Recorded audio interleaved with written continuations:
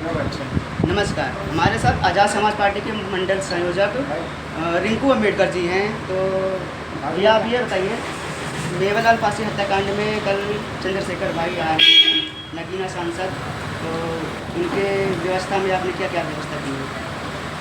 पत्रकार महोदय, पहले तो आपको बहुत बहुत धन्यवाद कि हम दलित और पिछड़े लोगों की आवाज़ आप जैसे लोग उठाते हैं, ये हमारे लिए गर्व की बात है। लेकिन फिर भी आपका प्रश्न है कि जो मेवालाल पासी जी की हत्या हुई है या फिर दुर्घटना हुई है कुछ, वो तो जब पुलिस जांच करेगी तो उसमें सामने आएगा। लेकिन फिर भी जो परिवार कह रहा है कि उनकी हत्या हुई है, उनके गले में और सर के पीछे चोट आई है केवल, तो कहीं ना कहीं भ्रमित करता है। हम इस बात पर थोड़ा सोचना पड़ता है कि क्या हुआ उनके साथ। और इसी को लेकर के चंद्रशेखर भाई को जब उन तक आवाज़ गई तो उन्होंने ये निश्चित किया कि हम परिवार से मिलना चाहेंगे, क्योंकि उस परिवार का जो मुखिया था, जो रोजी रोटी कमा करके बच्चों को पालते थे, 5 बेटी है हम जानते हैं, 2 बच्चे हैं, तो 5 बेटियों में सिर्फ और सिर्फ उन्होंने 1 बेटी की शादी कर पाए थे मेवालाल पासी जी। कितनी बड़ी जिम्मेदारी उस महिला पर आ गई है, उन मेवालाल पासी जी की पत्नी पर आ गई है। ये एक विचार करने की बात है। ये केवल हम माइक पे कह दें या फिर कहीं न्यूज़ चैनल पे कह दें तो हम उनके दर्द को बांट नहीं पा रहे हैं, लेकिन हम अगर यकीनन मन से कह रहे हैं तो हमको उनका साथ देना पड़ेगा। और उनके जैसे तमाम लोगों के साथ जब अन्याय हो रहा है तो उस पर साथ देना पड़ेगा। चंद्रशेखर भाई आ रहे हैं इसीलिए कि हमारा समाज मजबूत हो, हमारे समाज के अंदर एक भरोसा जगे कि हमारे लिए लड़ने वाला एक नेता इस देश में है। उनको गर्व रहे, उनको ताकत, अंदर से ताकत मिले, उनको भरोसा जगे, इसलिए चंद्रशेखर भाई आए। जब वहाँ पर रायबरेली रोड, वहाँ पर जब सबको रखकर वहाँ पर धरना दिया गया था, तो सूचना मिली है कि वहाँ पर लाठीचार्ज भी हुई है प्रशासन की तरफ से और जनता की तरफ से पथराव भी हुआ है। और इसी को देखते हुए प्रशासन ने आप जो भी मुकदमा लगाकर आपकी अरेस्टिंग की है, उस पर आप क्या कहना चाहेंगे?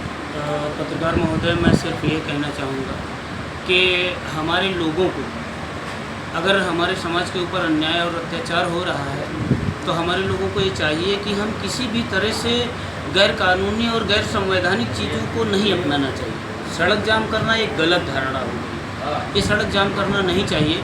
लेकिन अगर लोगों ने रोषवश, तकलीफ़वश उन्होंने अगर रोड जाम किया है तो हम जैसे लोग जो समाज के लिए काम करते हैं, तो हम ये जो उम्मीद करके काम करते हैं कि उस रोड से जाम को हटाया जाए ताकि प्रशासन के लिए भी थोड़ा सुलभ हो और जहां आदमियों को आने जाने में असुविधा होती है।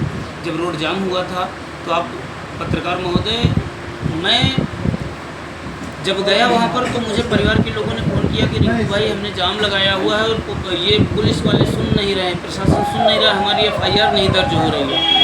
तो जब उन्होंने ये बात हमसे बताई तो मुझे बड़ा अजीब लगा। फिर मैं गया और वहाँ गया तो CO और SDM और अन्य पुलिसकर्मी थे। और जब मैं गया वहाँ तो मैंने CO से और SDM से मैंने बात की, तो उन्होंने मुझसे कहा कि रिंकू भाई उस जाम को हटवाइए।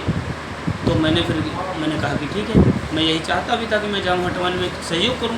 फिर मैं जब जाम हटवाने गया और फिर मैंने लोगों से बात की, तो लोगों से सबको इकट्ठा करके बात किया। तमाम वीडियो वायरल हैं, आप देख सकते हैं कि हम ऊंचे जगह पर खड़े होकर के सबको हम बता रहे हैं। हमने सबको समझाया कि हम रोड जाम तो कर लिए हैं लेकिन ऐसा नहीं करना चाहिए था। लेकिन अगर रोड जाम भी हो गया है तो आपके लिए जो भी प्रशासनिक सहयोग हो सकता है, जो सरकारी लाभ मिल सकता है, क्योंकि एक पिता ख़त्म हुआ था बच्चों का, एक पत्नी का पति मरा था, एक पूरे परिवार का पालने वाला हार गया था, ये बहुत दर्द की बात है। तो फिर मुझे लगा कि कुछ भी 2 पैसे भी, कोई ज़मीन नहीं है उनके पास खेती करने की, हमने कहा ज़मीन भी मिल जाए। तो ये हमने पूरी बात की, परिवार के लोगों को संतुष्ट किया। तो उन्होंने बताया कि हमको 1 कॉलोनी और 1 बीघे ज़मीन दे दी जाए पत्रकार महोदय। तो फिर मैंने वही चीज़ें फिर SDM से बताया, तो उन्होंने कहा ठीक है, लिख करके हमको दे दीजिए, मैं साइन करूँगा। अंततः जब हमने लिखा अपने हाथ से ही, मैंने अपने हाथ से लिखा और उसमें ये लिखा कि हाँ ये चीज़ें दी जाए पत्रकार महोदय। मैंने फिर SDM साहब से साइन कराने के लिए हम उनके पास गए।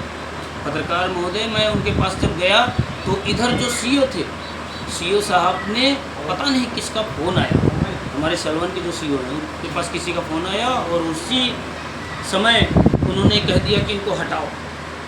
क्योंकि उनको ये लगा कि ये सब दलित हैं और ओबीसी हैं, इनको हटाने का काम करना, हटाओ जल्दी से। जबकि उनको ये समझदारी चाहिए थी कि उनको हटाने के लिए जब आखिरी क्षण पहुंच रहे थे कि 2-4 मिनट में हट जाता, वो नहीं करना चाहिए था। तो उन्होंने जब लाठीचार्ज करवाना शुरू कर दिया तो लोगों ने अपने बचाव में पत्थर हाथ में ले लिया, लेकिन फिर भी लाठीचार्ज बंद नहीं हुआ तो उन्होंने पत्थरबाजी फिर शुरू कर दी। और आप देखे होंगे कि मैं भी वीडियो में ये वायरल हुआ है कि हम भी भागे हैं, फिर वीडियो में दिखे हैं कि मैं भी भागा हूँ पत्थरबाजी से। जब मैं पत्थरबाजी से भागा और मैं कुछ दूर जाकर के खड़ा हुआ, 10 मिनट बाद इसी जिले रायबरेली के एडिशनल एसपी का फ़ोन मुझे आता है और मुझसे वो निवेदन करते हैं, मेरे पास है मोबाइल में, टाइमिंग है बाकायदे, और मैंने 2-4 मिनट बाद भी किया हुआ है, रिकॉर्ड नहीं किया मैंने। उन्होंने कहा कि रिंकू भाई आप जो है जो जाम लग रहा है इसको हटाइए और इसको हटा लीजिए तो ज़्यादा अच्छा हो। मैंने कहा बिल्कुल मैं भी चाहता हूँ एडिशनल साहब कि रोड जाम हट जाए, और अच्छा नहीं है लोगों के लिए भी और जो आ जा रहे हैं उनके लिए, प्रशासन के लिए भी।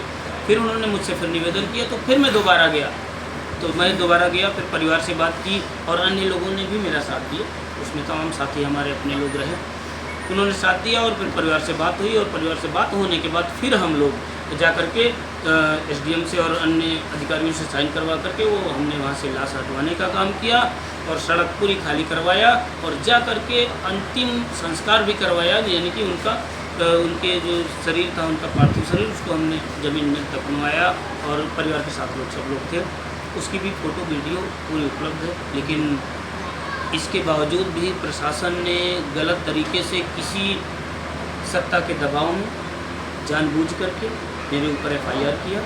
और ये प्रशासन के लोग जानते हैं कि रिंकू हमेशा जाम को हटवाने का काम किए हैं, लोगों के लिए सहयोग करने का काम किए हैं, लेकिन ये कहीं ना कहीं सत्ता पर दबाव डाल करके ये हमारे साथ किया गया। लेकिन कोई बात नहीं, क्रांतिकारियों को समाज के लिए अगर लड़ना होगा तो उनको झेलना होगा। मैं अपने सभी साथियों से कहना चाहूँगा कि अगर आपको ये लगे कि आपके अंदर जज्बा है समाज के साथ काम करने का, तो आपको झेलना पड़ेगा, अपने मन को मजबूत करके रखिए, वरना इस समाज में, इस देश में जैसा माहौल चल रहा है, इस देश में आपके एससी और ओबीसी को जीने नहीं देंगे लोग। मैं किसी विशेष जाति की बात नहीं कर रहा हूँ, लेकिन कुछ ज़्यादा परसेंट लोग, उनमें से भी कुछ लोग अच्छे भी हैं, लेकिन कुछ लोग ज़्यादा परसेंट लोग जो बहुत ही ज़्यादा जातिवादी विचारधारा से ग्रसित हैं, उनके अंदर एक अहम भाव है और लोगों को कीड़ा मकोड़ा समझते हैं। उनके लिए ये है कि उन लोगों को ये समझना चाहिए कि देश संविधान से चलता है, और अगर देश संविधान से चलता है तो संविधान में इतनी ताकत है।